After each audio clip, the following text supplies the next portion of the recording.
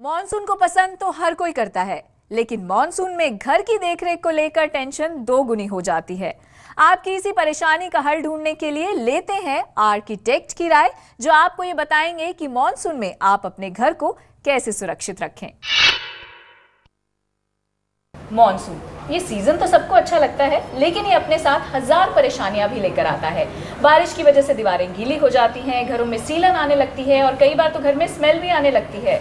मतलब मॉनसून मतलब हजार परेशानियां। तो अपने घर की देखभाल मॉनसून में कैसे की जाए, इस पर हमारे साथ बातचीत करने के लिए हमारे साथ मौजूद हैं जाने माने architect Dikshu Kukreja ji. Sir, welcome to our show. Thank you ji sir, सबसे पहले तो ये जानना चाहेंगे, मॉनसून के सीज़न में सबसे ज़्यादा जो फ़र्क पड़ता है वो घर की एक्सटीरियर जो वॉल्स होती हैं उन पर पड़ता है, और अगर घर बाहर से अच्छा ना दिखे तो वो हर किसी को बुरा लगता है। तो ऐसे में बाहर की वॉल्स की टेक केयर किस तरीके से की जाए? हमारे यहाँ पे इंडिया में एक्सट्रीम क्लाइमेट है, और एक्सट्रीम क्लाइमेट में पहले तो इतनी हीट होती है और उसके बाद मानसून आती है। अब हीट में बिल्डिंग्स नॉर्मली उनमें डिफरेंट मटेरियल होने की वजह से एक्सपेंशन और कॉन्ट्रैक्शन होती है, उससे कभी कभी क्रैक्स बाहर डेवलप हो जाते हैं, बेशक वो दीवारों पे हों या रूफ पे हों। So what is very important is that you have your building properly sealed, and properly sealed का मतलब you have to take care of those cracks.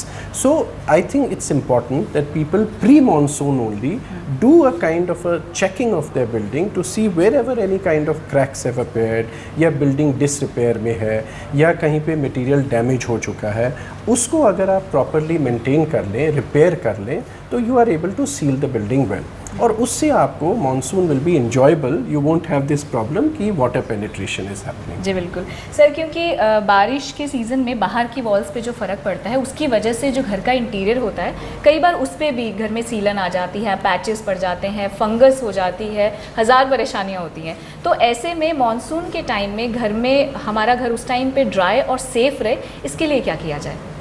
इसके लिए सबसे पहली चीज़ तो यही होगी that prevention is better than cure, which means you make sure कि वो सिचुएशन आए ना जहाँ पे इस तरीके की सीपेजेस डेवलप हो।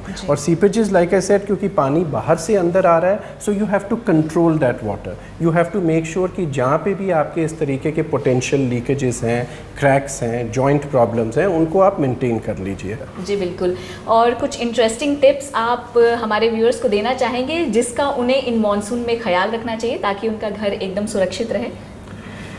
आई थिंक एक बड़ा इम्पॉर्टेंट एनवायरनमेंट फ्रेंडली टिप ये रहेगा कि हम लोगों को हर जगह सिटीज़ में, सब जगह इंडिया में प्रॉब्लम ये रहती है कि वाटर स्केसिटी कितना बड़ा इशू, ग्लोबल इशू है, एनवायरमेंटल इशू है, और हमारे पास ये अपॉर्चुनिटी आती है कि ये 2-3 महीनों में इतनी रेन आती है कि we are actually feeling tired of it कि इस एक्सेस वाटर का क्या किया जाए। सो आई थिंक एक टिप मेरा ये रहेगा कि अगर हर होम में, हर जगह पे हम यहाँ पे रेन वाटर हार्वेस्टिंग शुरू कर दें, जो कई जगह तो सिटीज़ में मैंडेटरी हो गया है, लेकिन अगर हम उसको as a social policy, as a citizen intake हम डिसाइड करें कि हमने ये करना है हर जगह, तो उससे इतना वाटर कलेक्शन हो जाएगा जो अदरवाइज बिल्कुल बह जाता है and we don't use it, और बाकी 10 महीनों में, 9-10 महीनों में हमें इतनी वाटर स्केसिटी रहती है।